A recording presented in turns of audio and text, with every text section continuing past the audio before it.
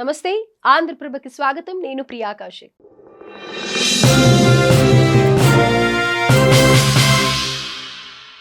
AP deputy CM Pawan Kalyan సారథ్యంలో పంచాయతీలకు పూర్వ వైభవం వస్తుందన్నారు పంచాయతీ ఛాంబర్ అధ్యక్షులు బుచ్చిబాబు.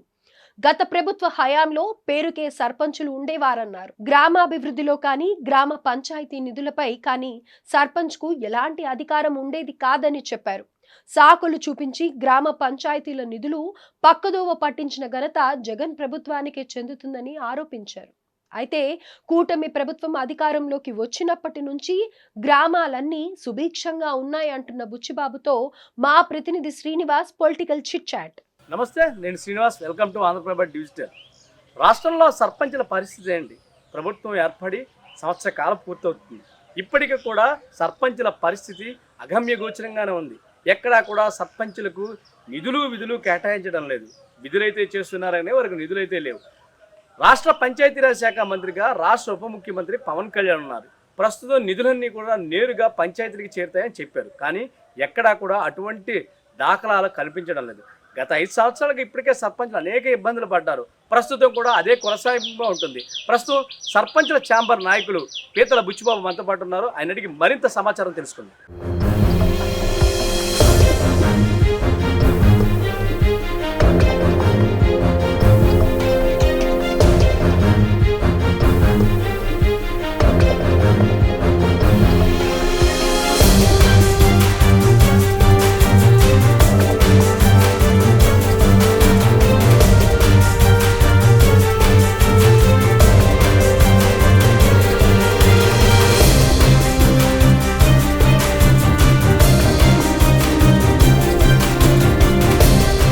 అసలు ప్రధానంగా సర్పంచుల సమస్యలు ఏంటనేది ప్రధానంగా ప్రభుత్వం దేనిపై దృష్టి సారించిన అంశాలను ఆయన అడిగి తీసుకున్నారు. నమస్తే బుచ్చిబాబు గారు.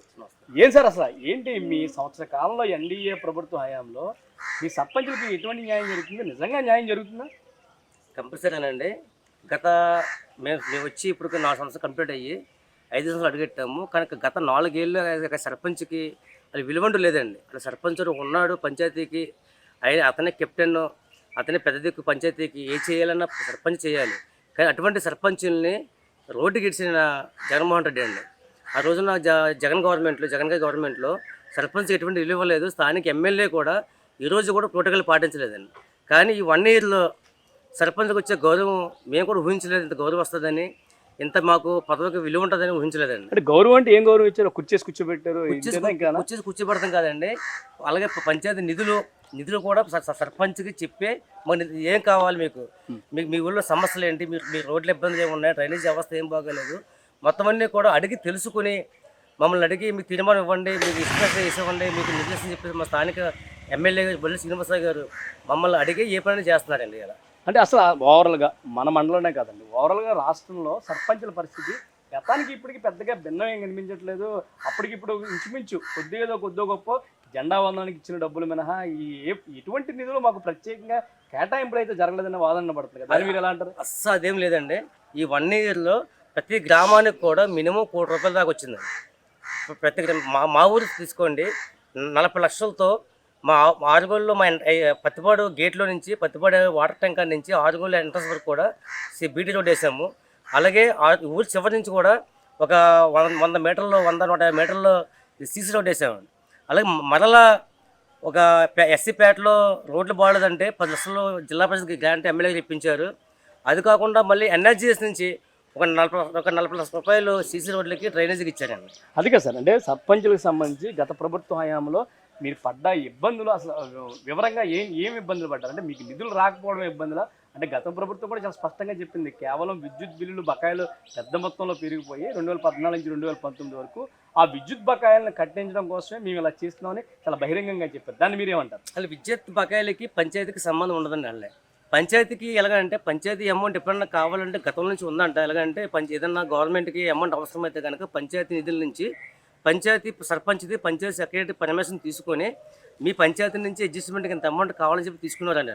కానీ జగన్మోహన్ రెడ్డి గారు ఏ పంచాయతీ సర్పంచ్ పర్మిషన్ లేకుండా, పంచాయతీ ప్రెసిడెంట్కి ఆమోదం లేకుండా, తీర్మానం లేకుండా, ఏమీ లేకుండా అర్ధరైతే మేమైతే ఆ రోజు అనుకున్నామండి మా అకౌంట్లో 9 లక్షలంతా ఉండి తెల్లారి పొద్దున్న కొంతమంది మేము రాకముందు చేసిన వర్కులకి అమ్ముకులు పెడదాం అనుకున్నాం. ఆ నైట్ డబ్బులు లాగేశారండి. తెల్లారి వచ్చి మేము ఆన్లైన్లో చూసుకుని అమౌంట్ లేదు. ఇదే విధంగా చాలా పంచాయతీ మా అమౌంట్ తక్కువ కానీ చాలా పంచాయతీ ₹1,50,00,000 దాకా ₹1,50,00,000 దాకా పంచాయతీ నిధులు లాగేసుకున్నారు. లాగేసుకుని ఆ డబ్బులు ఏం చేశారో ఎవరికి తెలియదు. అదే డబ్బుల కోసం నెక్స్ట్ ఎన్హెచ్ఎస్ డబ్బులు అలాగే 15th ఫైనాన్స్ డబ్బులు కేంద్ర గవర్నమెంట్ ప్రతి ఇయర్ కూడా వేసేసింది. ఆ డబ్బులు కూడా పంచాయతీ అకౌంట్లో జమ చేయకుండా వాళ్ళ సొంత అవసరాలకు వాడుకొని మేము కనీసం బ్లీచింగ్ కొడదామన్నా ఈది రేట్ లేదమన్నా డబ్బులు లేకుండా చేశారండి అప్పుడు గవర్నమెంట్. ఇప్పుడు ఈ గవర్నమెంట్ వచ్చాక గవర్నమెంట్ రాగానే 15th ఫైనాన్స్ ప్రతి పంచాయతీకి మినిమం 10 లక్షల దాకా ఇచ్చింది. ఆ డబ్బులతో ఇప్పుడు మేము పనిచేస్తున్నాం. మళ్ళీ అమౌంట్ పడాలి, ఈ నెలలో పడుతుందండి. ఈ నెలలో పడాలండి అమౌంట్. సార్, సర్పంచులకు సంబంధించి రాష్ట్ర ఉప ముఖ్యమంత్రి పంచాయతీ శాఖ మంత్రిగా ఉన్నటువంటి పవన్ కళ్యాణ్ గారు అనేక వాగ్దానాలు ఇచ్చారు. పంచాయతీలకు సంబంధించి తన పూర్తిగా దృష్టి కేటాయించి పంచాయతీల యొక్క స్వరూపం మారుస్తున్నారు.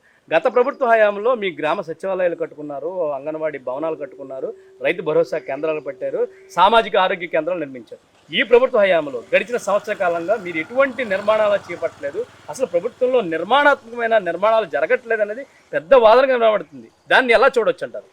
గత ప్రభుత్వంలో కట్టిన సచివాలయం బిల్డింగ్లు అయినా, ఆర్వీకి బిల్డింగ్లు అయినా, రైతు ఈ మామూలుగా హెల్త్ సెంటర్లు అయినా ఏది కూడా మన స్టేట్ గవర్నమెంట్ డబ్బులతో కట్టలేదండి.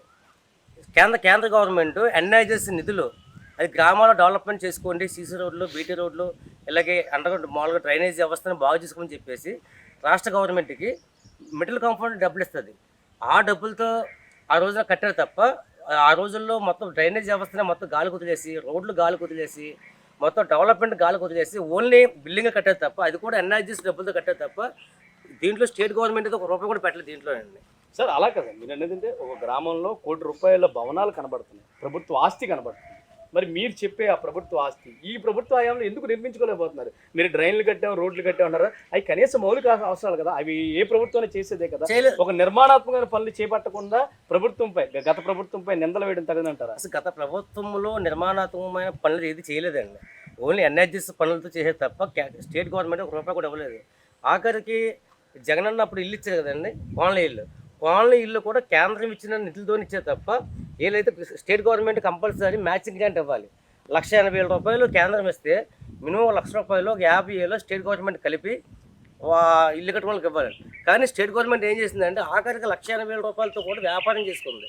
₹1,80,000 చేతికి ఇవ్వకుండా, ఎవరైతే చేతికి ఇవ్వకుండా ఆ డబ్బులతో నేను ఐరన్ పంపిస్తాను, ఇసుక పంపిస్తాను, మెట్ల పంపిస్తాను చెప్పి, సిమెంట్ పంపిస్తాను చెప్పి ఆ డబ్బుల్లో కూడా వ్యాపారం చేసుకుంది తప్ప స్టేట్ గవర్నమెంట్ రూపాయి ఇవ్వలేదు ఆ టైంలో. మరి ఇప్పుడు మీరు ఎన్ఆర్జీఎస్ వర్క్స్ మీరు చేస్తున్నారు కదా, మీ హయాంలో ఎన్ఆర్జీఎస్ మీ ప్రభుత్వ హయాంలో మీరు నిర్మించింది ఏముంది? ఏదన్నా ఒక నిర్మాణాత్మకమైన నిర్మాణాన్ని గ్రామీణ స్థాయిలో నిర్మించారా? ఇప్పుడైతే మొత్తం గ్రామీణ స్థాయిలో దగ్గర మా గ్రామానికి వచ్చేవాడికి ₹2 కోట్ల తిరుమలని పంపించేవాడిని. మొత్తం సీసీ రోడ్లకి, బీటీ రోడ్లకి మొత్తాన్ని కూడా ₹2 కోట్లు కూడా గ్రాంట్ అయి ఉన్నాయి. ఆ గ్రాంట్ రాగానే వర్క్ స్టార్ట్ చేస్తాను. 1 ఇయర్ ఏంటంటే వచ్చింది 1 ఇయర్, ఇంకా 4 ఇయర్స్ ఉంది గవర్నమెంట్కి. ఈ 4 ఇయర్స్ చూడండి, 1 ఇయర్లో వచ్చింది. ఆల్రెడీ గత గవర్నమెంట్ రాష్ట్రాన్ని అప్పుల ముంచి వెళ్ళిపోయింది, అప్పుల పాలు వెళ్ళిపోయింది. అప్పులకు సమాధానం చెప్పాలి. మళ్ళీ కొత్తగా అంటే ఇప్పుడు పంచాయతీ డబ్బుల నుంచి అప్పులు కడుతున్నారండి. పంచాయతీ డబ్బులు అప్పులు కడతాం కదండి. అప్పుడు గవర్నమెంట్ అప్పులు గవర్నమెంట్కి ఇప్పుడున్న గవర్నమెంట్కి ఆ గవర్నమెంట్ అప్పులు చూపించింది. ఆ గవర్నమెంట్ అవన్నీ కూడా ఇప్పుడు సాల్వ్ చేసుకుంటూ వస్తున్నారు. నెక్స్ట్ సర్వేలు అవుతున్నాయి, దగ్గర 10 సర్వేలు అవుతున్నాయి మొత్తం అన్నిటి మీద. ఈ సర్వేలు క్లియర్ అవ్వగానే అమౌంట్ రిలీజ్ అవుద్ది. ఎలా ఉందండి మీకు గత ప్రభుత్వ హయాంలో పంచాయతీరాజ్ శాఖ మంత్రి పనితీరు ఎలా ఉంది? ఇప్పుడు ప్రస్తుత ప్రభుత్వ అసలే పంచాయతీరాజ్ శాఖ మంత్రి పవన్ కళ్యాణ్ పనితీరు ఎలా ఉంది? అలా చెప్పాలంటే అంటే గత 4 సంవత్సరాల్లో కూడా, మేము వచ్చే 4 ఏళ్ళు అయింది, మేము అప్పుడు 5 సంవత్సరాల్లో కూడా అలా పంచాయతీరాజ్ మినిస్టర్ కూడా తెలియదు ఎవరికైనా తెలియదండి. పంచాయతీరాజ్ మినిస్టర్ ఎవరు, అలా ఎవరు కలవాలి ఏదో తెలియదు. ఆఖరికి మా ఎన్ఆర్జీఎస్ డబ్బులు కూడా అప్పుడు మా రావాల్సిన డబ్బులు లాగేసుకున్నారని చెప్పి స్టేట్లో ఉన్న మొత్తం కూడా మేము ఢిల్లీ కూడా వెళ్ళాము. ఒక 15th ఫైనాన్స్ ఏమని చెప్పి ఢిల్లీ కూడా వెళ్ళాము. ఢిల్లీ వెళ్తే ఏం చెప్పారు, మీ అమౌంట్ ఎప్పుడు రిలీజ్ అయిపోయింది, మీ స్టేట్ గవర్నమెంట్ అడగండి అన్నారు. మేము స్టేట్ గవర్నమెంట్కి అమరావతి అసెంబ్లీ కాడికి వెళ్ళాం. సర్పంచ్ మనం దగ్గర మేము వెళ్ళింది 150 మంది, 200 మంది వెళ్ళాం. 200 మంది కూడా దొంగసాటి అమలు వచ్చింది ఆ రోజున అసెంబ్లీకి. దొంగసాటి వెళ్ళేసరి 2,000 మంది పోలీసులను పెట్టి ఆ రోజు సర్పంచ్ అరెస్ట్ చేశాను. దాంట్లో నేనే ఉన్నాను. 2,000 మంది సర్పంచ్ని అరెస్ట్ చేసి జైల్లో పెట్టి పొద్దున్న 10 గంటలు పెడితే సాయంకాలం నైట్ 12 దాకా ఉంచారు జైల్లో మమ్మల్ని ఉంచి. మళ్ళీ బెయిల్ మీద మేము వచ్చిన బయటికి మమ్మల్ని ఈ రోజు కూడా ఆ కేసు అలాగే ఉంది మా మీద. ఆ రోజు సర్పంచ్ అరెస్ట్ చేసిన ఘనత అయింది. అంటే మీకు కావాల్సిన ఏదైతే మీ నిధులు కోసం అడుగుతా వెళ్ళామండి. యుద్ధానికి వెళ్ళలేదు, ధర్నా చేయడానికి వెళ్ళలేదు, గొడవకి వెళ్ళలేదు. సామరస్యంగా అసెంబ్లీ సమావేశాలు జరుగుతున్నాయి. చీఫ్ మినిస్టర్ గారు అసెంబ్లీలో ఉంటారు, జగన్మోహన్ రెడ్డి గారు. ఆయనకి ఒక మెమరాన్ అవ్వచ్చు. పంచాయతీ వ్యవస్థలో ఇబ్బంది పడుతుంది, వాళ్ళకి రావాల్సిన నిధులు వాళ్ళకి రాలేదు, వాళ్ళ నిధులు ఇవ్వండి అని చెప్పి అడగడానికి వెళ్ళాం. మేము ఒక మెమరాన్ ఇవ్వడానికి వెళ్ళాం. ఆ మెమరాన్కి ఇవ్వడానికి వెళ్ళిన వాళ్ళే మమ్మల్ని అరెస్ట్ చేశారు. అరెస్ట్ చేసి పోలీస్ జీబుల్లో ఒక జీబులు ఎక్కించుకొని ఎక్కడెక్కడ తిప్పారు మాకు వీళ్ళకి తిప్పి నన్ను అయితే తీసుకుని నల్లపాడు పోలీస్ స్టేషన్లో పెట్టాడు. కొంతమంది ఇంకో స్టేషన్లో, కొంతమంది ఇంకో స్టేషన్లో, మొత్తం 2000 మంది పోలీసులు ఆ రోజు మమ్మల్ని అరెస్ట్ చేసిన అమరావతిలో. ఇప్పుడు ఎలాగండి పంచాయతీకి సంబంధించి ప్రత్యేక నిధుల కేటాయింపు ఏముందా మీకు? మీ ఈ రాబోయే సంవత్సర కాలంలో మీకంటే యాక్షన్ ప్లాన్ అని పెట్టుకున్నారు? పంచాయతీకి వచ్చే నిధులు గౌరవ డిప్యూటీ సీఎం గారు, పంచాయతీ మినిస్టర్ గారు ప్రతి పంచాయతీకి అమౌంట్ కేటాయించారండి. అమౌంట్ రిలీజ్ అవ్వాలి. ప్రస్తుతానికి ఇచ్చారు. ప్రస్తుతానికి అయితే ఈ 1 ఇయర్లో ₹1 దాకా ఇచ్చారండి. కానీ గత గవర్నమెంట్ ₹1 కూడా ఇవ్వలేదు. ఏ పంచాయతీ కూడా ₹1 ఇవ్వలేదండి. ₹1. అలా పంచాయతీ సర్పంచ్ని పట్టించుకోలేదు, పంచాయతీ వ్యవస్థనే పట్టించుకోలేదు. మీరు ఈ గవర్నమెంట్ వచ్చి రాగానే ప్రతి గ్రామంలో ఏ ఇబ్బందులు ఉన్నాయి, ప్రజెంట్ ఎమర్జెన్సీ వర్క్స్ ఏవైతే ఉన్నాయో వాటిని చేశారండి. దీనికి పంచాయతీరాజ్ శాఖ మంత్రిగా పవన్ కళ్యాణ్ గారు చాలా కీలకంగా అందిస్తున్నారు. ఏదైతే గణతంత్ర దినోత్సవానికి ఆగస్టు 15 కూడా మీకు ప్రత్యేక నిధులు కేటాయించారు, దాన్ని ఎలా చూడొచ్చు అంటారు? అది ప్రత్యేకమైన నిధులు అంటే మేమైతే ఇదివరకైతే ఏం చేసేవాళ్ళం అంటే పంచాయతీలోనే ఖర్చు పెట్టుకొని ఆ పంచాయతీ బిల్లు పెట్టేవాళ్ళమే. అలా కాకుండా ఇప్పుడైతే పవన్ కళ్యాణ్ అయితే గణతంత్ర దినోత్సవం దేశానికి సంబంధించిన ఒక పండగ కాబట్టి, అది మహా ఘనమైన పండగ కాబట్టి దాన్ని ఘనంగానే చేయాలని చెప్పి ఆయన నిధులు ఇవ్వడం కూడా సంతోషకరం మాకు. ఎలా జరిగిందండి పండగ? చాలా ఘనంగా జరిగిందండి. అందరూ కూడా వచ్చారు, చాలా బాగా పార్టిసిపేట్ చేశారు. పంచాయతీ ఆగస్టు 15 చాలా ఘనంగా చేసుకున్నాను. సర్పంచుల వాయిస్గా మీరు ప్రభుత్వానికి ఏం చెప్పదలుచుకున్నారు? అసలు మీరు ప్రభుత్వాన్ని ఏం అడుగుతున్నారు? ఈ సంవత్సర కాలంలో కనీసం ఈ సంవత్సరంలో మీరు ఏం చేయాలని మీరు కోరుకుంటున్నారు ప్రభుత్వం? అంటే సర్పంచులు ప్రజెంట్ అడిగేది వాళ్ళు ఏమీ లేదు. ఎందుకంటే గవర్నమెంట్ ఆల్రెడీ మేము గతంలో చూసింది, మేము పడ్డ బాధలని కూడా గవర్నమెంట్ గతంలోనే ఇక గవర్నమెంట్కి తెలుసు పంచాయతీలకు ఏమి ఇవ్వాలి, ఏం చూడాలి, ఏం చేయాలి, అక్కడ ఉన్న ఇబ్బంది. ఎందుకంటే ఆల్రెడీ చంద్రబాబు నాయుడు గారు గతంలో కూడా ముఖ్యమంత్రి చేస్తున్నారు. ఆయనకు అనుభవం ఉంది. పంచాయతీ వ్యవస్థను ఏ విధంగా కాపాడుకోవాలి, పంచాయతీలో ఉన్న గ్రామాల్లో నివసించే ఆ ప్రజలకి మౌలిక వసతులు కానీ మౌలిక సదుపాయాలు కానీ ఏ విధంగా మనం సమకూర్చాలన్న విషయం మనకి సీఎం గారికి తెలుసు, డిప్యూటీ సీఎం గారికి కూడా తెలుసు. అందువల్ల మేము ప్రత్యేకంగా అడిగేది ఏం లేదు, ప్రతిదీ కూడా వారికి అనుభవించాలి. సరే, సచివాలయ వ్యవస్థలో కొంతమంది సర్పంచులు మార్పులు చేయాలని కోరుకున్నారు. అంటే గ్రామీణ స్థాయికి ఇంకా అధికారులు చేరుకోవాలి. కొంతమంది సర్పంచుల్లో ఉన్నటువంటి ఎవరైతే విధులు నిర్వహిస్తున్నారో, ఉద్యోగులు ఉన్నారో వారు సరిగ్గా విధులు నిర్వర్తించడం లేదు, కేవలం పెత్తందారులుగా ఉన్నారు. దాన్ని ఏకీభవిస్తారా? అసలు సచివాలయ వ్యవస్థ ఎలా పనిచేస్తుందంటారు? వాస్తవంగా అయితే సచివాలయ వ్యవస్థ జగన్మోహన్ రెడ్డి గారు అయితే సచివాలయ వ్యవస్థనే వీరు పంచాయతీ వ్యవస్థ కింద మార్చేశారండి. సచివాలయ వ్యవస్థలో వాళ్ళు వాలంటీర్లు సచివాలయ వ్యవస్థ పనిచేసుకునేది. సర్పంచ్ ఎటువంటి ఇన్వాల్వ్మెంట్ ఉంటుంది. వాళ్ళు వచ్చేవారు ఏదో జగన్మోహన్ రెడ్డి గారు సీఎంగా ఉండగా ఏదో జీవో పాస్ చేసేవాడు ఆయన, మాకేం చెప్పేవారు కాదు. మామూలుగా వాళ్ళే మీటింగ్ పెట్టుకోవడం, ఆ మీటింగ్ కూడా సర్పంచ్ పిలిచేవారు కాదు. వాళ్ళు రహస్యంగా గదిలో కూర్చోవడం, తలపేసి కూడా మీటింగ్ పెట్టుకోవడం, మాట్లాడుకోవడం. ఏంటంటే మీటింగ్ అవుతుందంటే మీకు సంబంధం లేదండి, మా పర్సనల్ విషయం, మేము ఓన్లీ వాలంటీర్ వ్యవస్థ సచివాలయ వ్యవస్థ మాట్లాడుకుంటామని చెప్పేసి మాకు ఏదో పిలవలేదు. కానీ మేము కనీసం సచివాలయంలో ఏమవుతుందో ఏం జరుగుతుంది ఏమో తెలిసింది కాదు. ఇప్పుడు ప్రతిదీ కూడా సచివాలయ వ్యవస్థ ప్రతిదీ కూడా మాకు ఏదైనా గవర్నమెంట్ జీవో వస్తే ఏమన్నా మాకు మేము ఒకటి చెప్పాం సచివాలయ వ్యవస్థకి, మీరు మనిషికి ఫోన్ చేయాలని అవ్వదు కాబట్టి నాయకులందరికీ మీకు ఒక వాట్సాప్ గ్రూప్ పెట్టండి, ఆ వాట్సాప్ గ్రూప్లో మెసేజ్ పెట్టండి అంటే ఎర్లీ మార్నింగ్ ఏ టైం అయితే జీవో పాస్ చేశారో అక్కడ గవర్నమెంట్ ఏమన్నా మాకు ఫార్వర్డ్ చేస్తున్నారు, మేము ఇన్వాల్వ్ అవుతున్నాం, దాన్ని మేము చూసుకుంటున్నాం. వాలంటీర్ వ్యవస్థ రద్దు అయిపోయింది కదండి, అసలు వాలంటీర్ వ్యవస్థ నిజంగా మీకు గ్రామంలో ఉపయోగపడ్డదా? ఇప్పుడు రద్దు అయిపోవడం వల్ల ఇబ్బందులు ఎదురవుతుంది. అసలు వాలంటీర్ వ్యవస్థ వల్ల ఇవాళ మా గ్రామానికి వాలంటీర్ వ్యవస్థకి ఇచ్చిన జీతాలు దగ్గర 98 లక్షల రూపాయలు జీతాలు ఇచ్చారండి. మాకు 24 మెంబర్స్ 98 లక్షల రూపాయల జీతాల కింద వెళ్ళింది వాళ్ళకి. వాళ్ళ ఉపయోగం. ఎందుకంటే వాళ్ళు చేసే పని సచివాలయ వ్యవస్థ చేస్తుంది, వాళ్ళు చేసే పని. కానీ గతంలో 24 మంది పెట్టుకుని మనిషికి 5,000 ఇచ్చి దగ్గర 98 లక్షల రూపాయలు మా గ్రామానికి ఇచ్చారు. అదే 98 లక్షల రూపాయలు గ్రామానికి ఏదైనా రోడ్లకు ఇచ్చుకున్నా, ఏదైనా ట్రైన్లకు ఇచ్చుకున్నా ఊరు బాగుపోయింది. అది కాకుండా చిల్లర పనిచేసి ఈ రోజున వాలంటీర్ని నమ్ముకుని ఉన్నాడు ఆయన. పంచాయతీ సర్పంచ్ని నమ్ముకోలేదు, గ్రామంలో ఉన్న నాయకులను నమ్ముకోలేదు, గ్రామ పెద్దలు నమ్ముకోలేదు, ఆయన కోసం పనిచేసిన వ్యక్తులను నమ్ముకోలేదు. కానీ ఈ రోజున కూటమి వచ్చాక వాలంటీర్ వ్యవస్థ పోయాక ప్రతిదీ కూడా మా సర్పంచ్ ద్వారానే వెళ్తుందండి. ఏం చేయాలి సర్పంచ్ ద్వారా వెళ్తుంది. ఆ సచివాలయ వ్యవస్థ కూడా బాగానే పనిచేస్తుంది మా గ్రామం వరకు. Thank you sir. ఇది ఏదైతే ఎన్డీఏ కూటమి హయాంలో ప్రభుత్వం పూర్తిగా కూడా ప్రజల వద్దకు పాలన రీతిలో ఏదైతే చంద్రబాబు ఆశలు ఏదైతే ఉన్నాయో పవన్ కళ్యాణ్ ఆచరణ కూడా అదే విధంగా ఉంది. నేరుగా సంక్షేమ పథకాలు ప్రతి ఇంటి ముంగిటికి వెళ్తున్నాం. ఎక్కడ వాలంటరీ వ్యవస్థ వంటి ఆర్భాటాలు హంగులు లేవు. సచివాలయ వ్యవస్థ ఏదైతే రాజ్యాంగానికి లోబడి పూర్తిగా నడుచుకుంటుంది.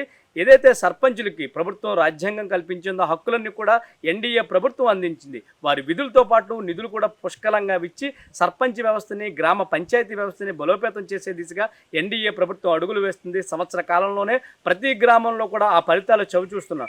గత ప్రభుత్వం మాదిరిగా అంగులు ఆర్భాటాలకు పోకుండా కేవలం ప్రజలకు సేవ చేయాలన్నదే ఎన్డీఏ ప్రభుత్వం యొక్క ముఖ్య ఉద్దేశంగా కనబడుతుందని సర్పంచుల ఛాంబర్ అధ్యక్షులు మనతో తెలియజేస్తున్నారు. ప్రస్తుతం ఇది రాజకీయ పరిస్థితి.